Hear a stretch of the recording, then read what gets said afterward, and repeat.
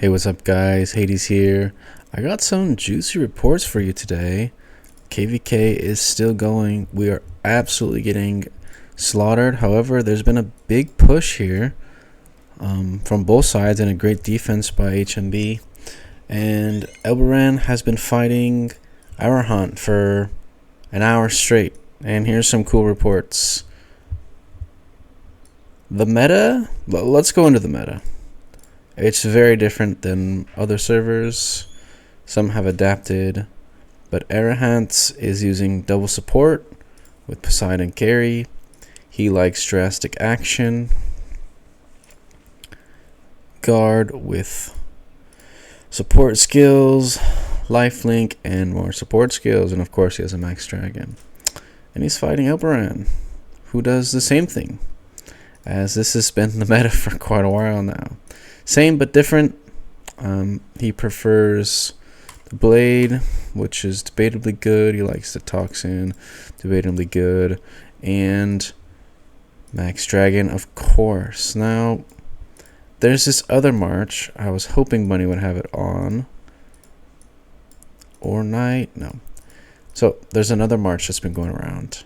And it looks like, I believe it's here. This. Full shadow, making your Poseidon and Fufei shadow. So it's a 5 shadow team.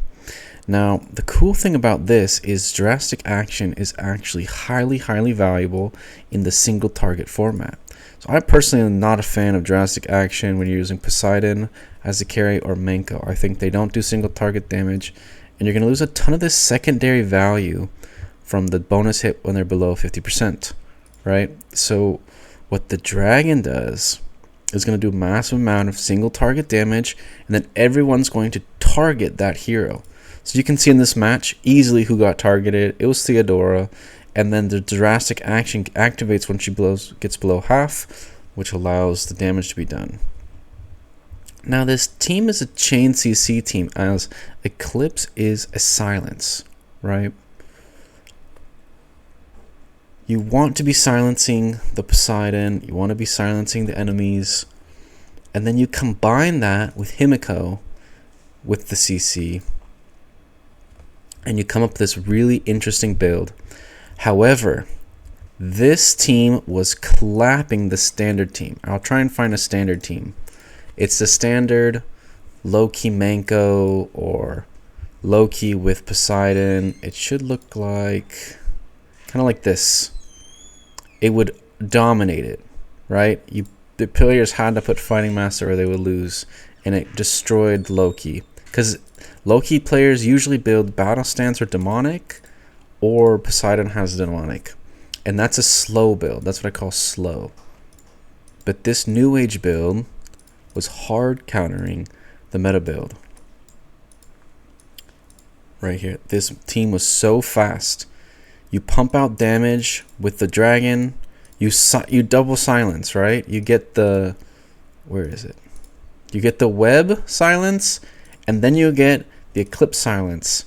And then, by the time Poseidon's pumping out damage, and they go with Adrenaline Launch to go even faster. And then Himiko does it. Himiko puts Loki in the realm. You're already pumping out damage. This shadow team was nuts. And if it landed on Poseidon, you instantly lost because he'd be focused by the dragon, and boom, you lose. Meta evolved. I talked with Elbaran extensively. I did a deep dive analysis, and I came up with something very similar to this. It's evolved multiple times in the past week. But going into support so that Himiko has no value, because realming the supports doesn't matter. You don't lose any damage. They don't matter, right? So that has a 50-50 chance that actually it's a 100% chance you're guaranteed to get a realm on one of these carries, and it's just going to do nothing. And I'm going to show you in the replay. And this isn't even the good report. This is a report he got a lot of damage on. The other one is even more insane, and I'll show that after the replay. So you'll see web is active. You can see the little purples right here. That means web. Boom, dragon hits the Theodora, like I said, we could tell by the report. And then boom, realm. But, and there's Fufei in the realm. You can see the purple circle above her head. And it's a fast team. And you can see Bunny has an advantage at this point. It's already a 13% advantage because the Theodore's dead, right? Or nearly dead. But Poseidon's online. He's dumping out damage, and then the game's over because there's just nothing left for this team. And the healing still goes because one healer's dead and the other healer's still there. So, now that you've seen that way, let's watch another one where the dragon hits another target.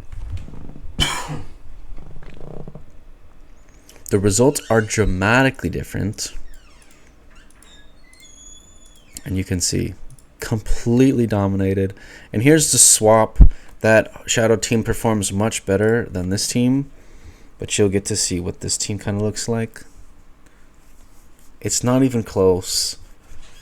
It's never close. There's no counterplay. The Shadow Dragon does so much more into this team. It actually provides damage and value. This team is just like mirror, but worse, right? Manko can't carry hard enough. Poseidon's going to come online way faster. He's already ulted. Manko's still in the realm. You can see this little glowy thing. The shark's already popping up. Boom. There it goes. And now the game's just over. The tempo's gone, and it's just, there's nothing you can do about it. It just gets melted. I'm going to exit before that goes out so we don't have to watch the animation.